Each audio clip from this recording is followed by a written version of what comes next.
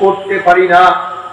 মাওলার জাতের সাথেও কোনো শরীক চলবে না, মাওলার সিফাতের সাথেও শরীক করা যাবে না। শিরক মুক্ত ঈমান হইতে হবে। কি মুক্ত? শিরক মুক্ত ঈমান। শিরকে জলি, শিরকে খফি, কোন শিরক আমার মধ্যে থাকতে পারবে না। সমস্ত ক্ষমতার মালিক কে? আল্লাহ। জান্নাতের নেওয়ার মালিক কে? আল্লাহ। জাহান্নাম থেকে বাঁচাবার মালিক কে? আল্লাহ। হ্যাঁ, আল্লাহ, একমাত্র আল্লাহ।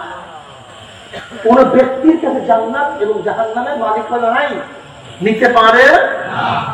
জান্নাতে নেওয়ার মালিক আমার মাওলা, জাহান্নামে বাঁচাবার মালিক আমার মাওলা, খাদ্য দেওয়ার মালিক আমার মাওলা, খাদ্য বন্ধ করার মালিক আমার মাওলা, সুস্থ করার মালিক আমার মাওলা, অসুস্থ করার মালিক আমার মাওলা, বাঁচাবার মালিক আমার মাওলা, মারার মালিক আমার মাওলা আল্লাহ, জ্ঞান দেওয়ার মালিক আমার মাওলা। আমার মাওলা ছাড়া কার কোন শক্তি নাই, আমার মাওলা ছাড়া কার কোন ক্ষমতা নাই, সব কিছুর মালিক কে? আল্লাহ। এই শিরক মুক্ত ঈমান থাকতে হবে, সব কিছুর মালিক আমার মাওলা। আমার মাওলার সিফাত, আমার মাওলার গুণের সাথে কোনো শরীক করা যাবে না।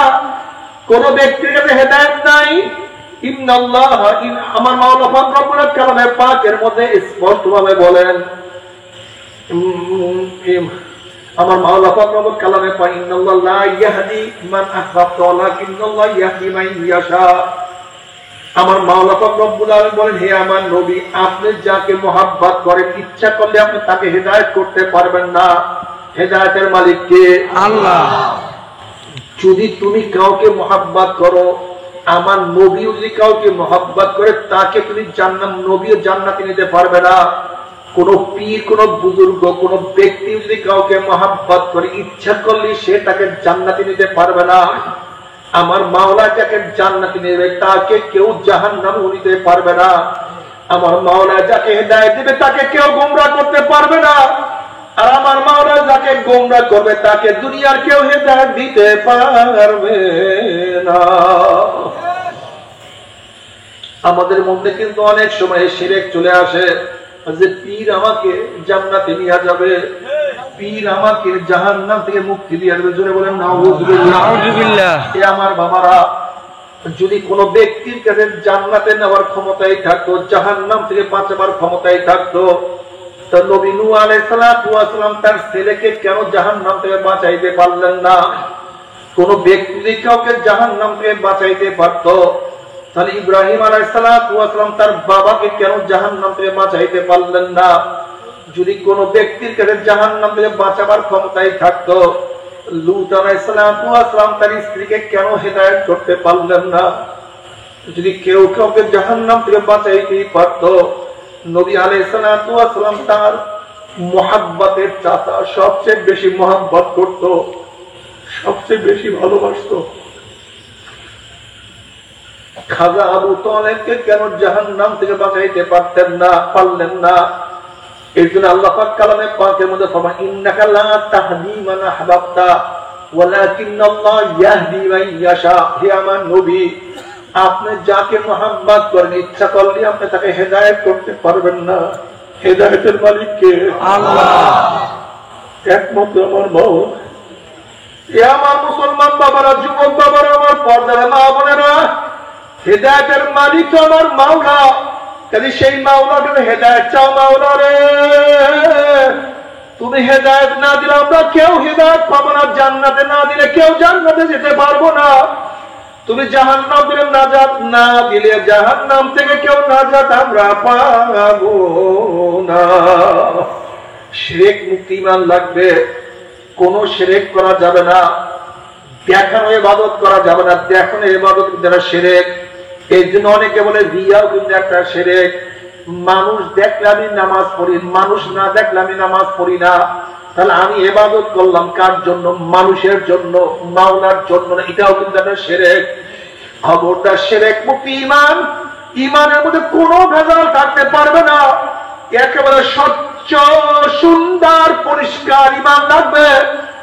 ইন্নাল্লাযীনা আমানু ওয়া আমিলুস সালিহাত, ঈমান আনার পরে যারা নেক আমল করবে, নামাজ ছাড়া যাবে না, রোজাও ছাড়া যাবে না, কোনো ফরজ ছাড়া যাবে না, ওয়াজিব ছাড়া যাবে না, সুন্নাত আদায় করতে হবে, মুস্তাহাবগুলি আদায় করার চেষ্টা করতে হবে। হারাম কবিরা গুনাহ করা যাবে না, মাকরুহ তাহরিমাও করা যাবে না। মাকরুহ তানজিও বারবার করলে সগীরা গুনাহ বারবার করলে কবিরা গুনাহ হয়ে যায়। কাজে সগীরা গুনাহ করা যাবে না। ফরজ আদায় করো, মুস্তাহাব ঠিকমতো আদায় করো, ওয়াজিব আদায় করো। হারাম থেকে নিজেকে বাঁচায় রাখার চেষ্টা করো। যদি আমল ঈমান ও নেক আমল করতে পারো, আমার মাওলা রব্বুল আলামিন এত সুন্দর জান্নাত রাখছে, ইন্নাল্লাযীনা আমানু ওয়া আমিলুস সলিহাতি কানাত লাহুম জান্নাতুল ফিরদাউসি নুজুলা। নিশ্চয়ই যারা ঈমান আনার পরে নেক আমল করবে, আমার মাওলা পাক রব্বুল আলামিন তাদেরকে জান্নাতুল ফিরদাউসের ঘোষণা দিয়ে দিয়েছেন। সবাই বলে সুবহানাল্লাহ।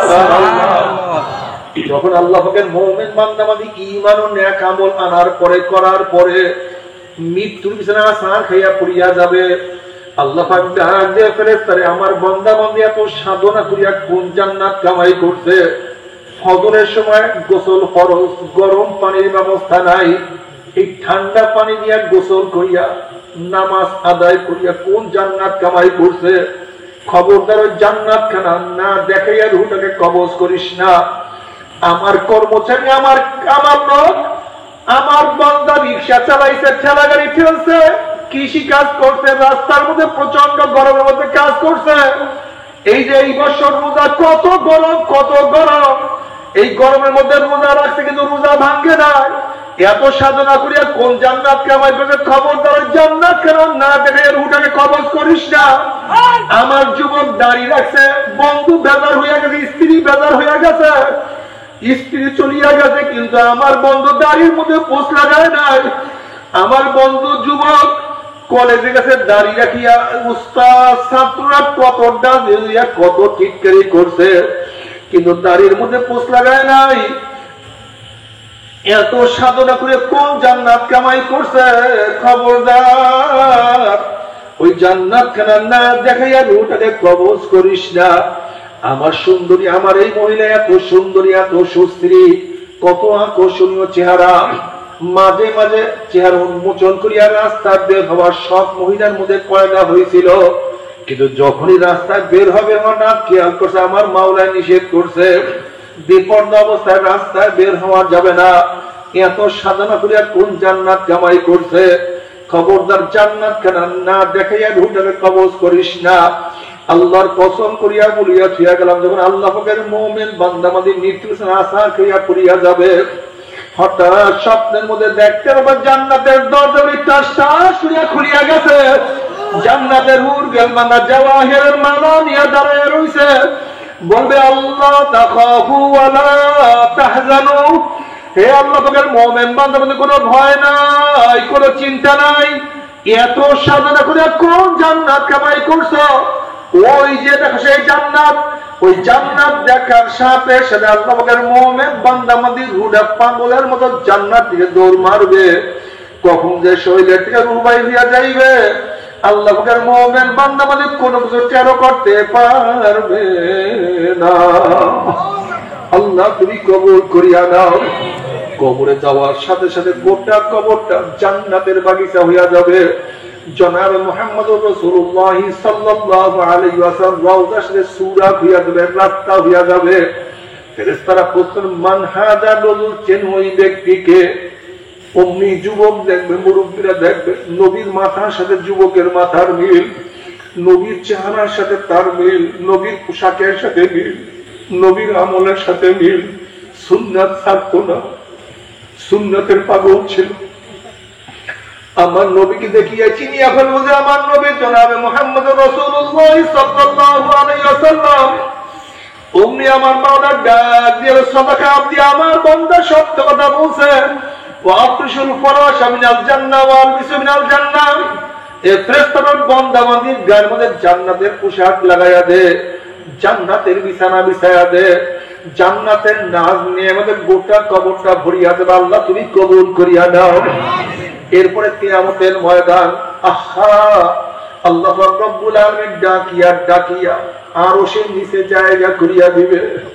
নবী আলাইহিস সালাতু ওয়াস সালাম নিজের হাতে হাউজে কাউসারের পানি পান করাইয়া দেবে। বুখারী শরীফে রওয়ায়াত আছে মান শারবা লাম ইয়াজমা আবাদা, যেই ব্যক্তি এক পেয়ালা হাউজে কাউসারের পানি পান করবে 50,000 বছরের মধ্যে আর কোনদিন পানি পেশা লাগবে না, আমলনামা ডাইন হাতে পড়িয়া যাবে, পুসরাত বিজলির মতো পানি দিয়ে আমার মাওলার জান্নাতে চলিয়া যাবে। আল্লাহ তুমি কবুল করিয়া নাও।